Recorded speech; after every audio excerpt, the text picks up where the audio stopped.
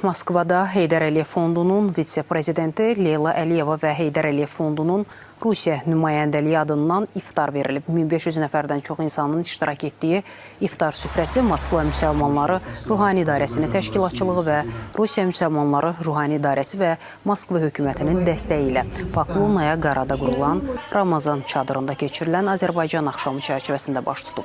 Bu ilki Ramazan çadırı layihəsi gələcəyin mədəni kodu devizi altında keçirilib. Layihədə Azərbaycanla yanaşı Türkiyə, Qətər, Səudiyyə Ərəbistanı, İran, MDB ölkələri və Rusiyanın müxtəlif regionları da daxil olmaqla təxminən 10 ölkədən nümayəndələr iştirak edib. Tədbirdə Ramazan ayında iftarların təşkilinə göstərdiyi diqqət və dəstəyə görə Heydər Əliyev Fondunun vitse-prezidenti Leyla Əliyevaya təşəkkür bildirilib. Din xadimi tərəfindən azan oxunduqdan sonra Moskva müsəlmanları iftar açıblar. Onlara Azərbaycan mətbəxinin milli nümunələri təqdim olunub. Moskvada Ramazan çadırında Azərbaycan axşamlarının keçirilməsi yaxşı bir ənənəyə çevrilib. Heydər Əliyev Fondu mədəniyyətin və humanitar məsələlərin inkişafına, eləcə də Azərbaycanın azad edilmiş ərazilərində məscidlərin bərpasına böyük diqqət yetirir. Hansı ki, bu axşam qonaqlar sərgidə tanış ola biləcəklər.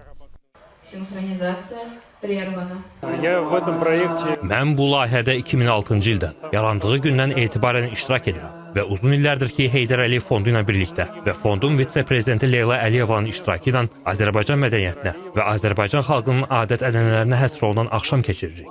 Sevindirici haldır ki, bu il yenidən görüşmək, birlikdə iftar açmaq və qonaqlarımız üçün hazırlanan mədəni proqramdan zövq almaq imkanı əldə edirik.